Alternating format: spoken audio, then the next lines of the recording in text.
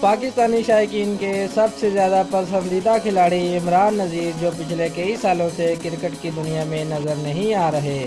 عمران نذیر کے چاہنے والے اس کی ایک جھلک دیکھنے کے لیے بے تاب ہیں، مگر عمران نذیر نے اپنے چاہنے والوں کو بہت بڑی خوشخبری سنا دی ہے۔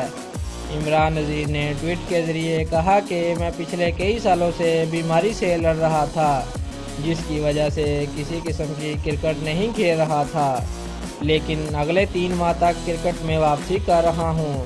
عمران نذیر نے شاہد افریدی کا بہت شکریہ ادا کیا اور کہا کہ شاہد افریدی نے مشکل وقت میں جس طرح میرا ساتھ دیا یہ میں کبھی نہیں بھول سکتا۔